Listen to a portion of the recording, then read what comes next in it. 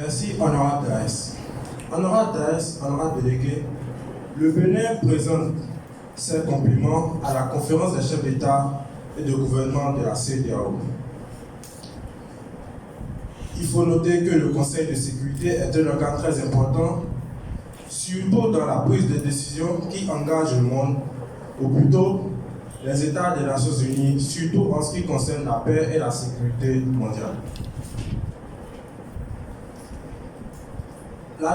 L'adhésion ou la réforme du Conseil de sécurité des Nations Unies est une question géopolitique cruciale et beaucoup d'analystes s'accordent à dire que le continent africain mérite une représentation permanente au Conseil de sécurité de l'ONU. Vu son poids démographique, économique croissant et l'importance de ces enjeux de sécurité, surtout lorsqu'on sait que le continent africain est la source ou est le réceptacle de plusieurs foyers de tension. Oui, l'Afrique devrait avoir un siège permanent au Conseil de sécurité avec droit de veto. Cela serait juste et nécessaire pour équilibrer une gouvernance mondiale héritée de la Seconde Guerre mondiale et souvent déconnectée des réalités actuelles. Est-ce faisable? Politiquement, ce ne sera pas mince à faire, mais pas impossible. Une réforme du Conseil de sécurité demande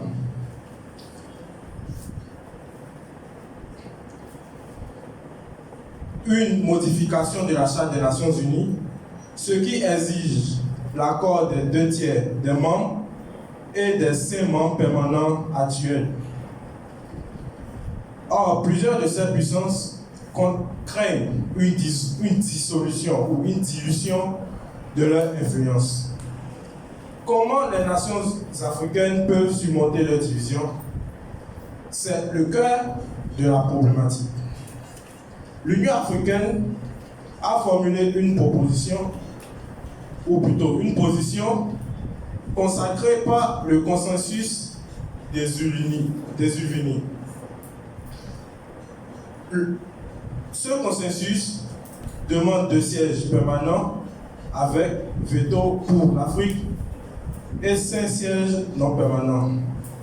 Mais en pratique, les pays africains ont des désaccords sur qui occupera ces sièges permanents. Afrique du Sud, Nigeria, Égypte, Kenya et plein d'autres sont souvent candidats. Pour surmonter cela, il faudrait que les États africains puissent s'entendre et puissent unir leurs voix et puissent mettre en avant l'intérêt commun de l'Afrique plutôt que de penser à l'intérêt national, à des intérêts nationaux. L'honorable délégué de la République du Bénin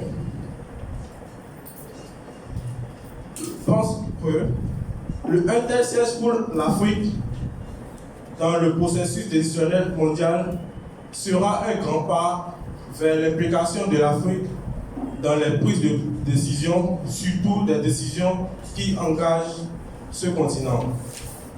Surtout dans le cas du conflit en RDC, un siège permanent pour l'Afrique serait très important et serait d'une importance capitale, car cela permettra à un État africain qui, proche des réalités du continent, saura prendre des décisions adaptées et saura jouer le rôle de médiateur afin que ce conflit ait des débouchés plus paisibles.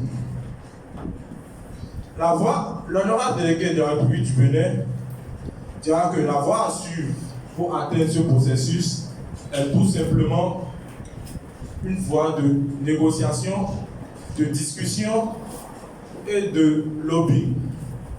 Les États africains, à travers l'Union africaine, doivent faire du lobbying auprès des instances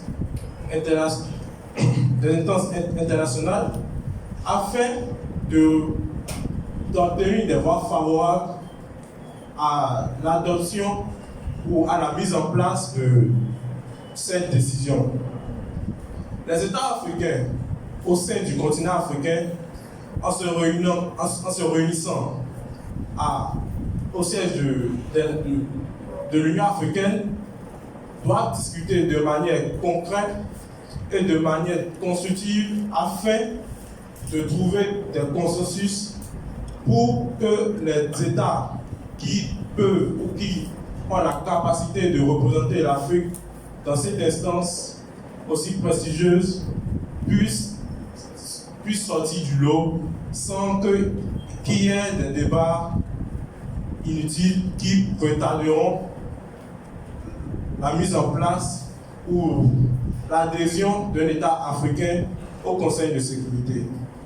Ainsi, l'honorable délégué du Bénin finira en disant que l'adhésion d'un pays africain ou de l'Afrique au siège permanent et disposant de droit de veto au Conseil de sécurité est bien faisable, et cela sera uniquement faisable si les États africains, par leur bon sens, décident de négocier et de mener les démarches nécessaires et de mettre de côté leurs différends sur le plan international afin que la voix de l'Afrique soit entendue de manière prépondérante. Monsieur le Président.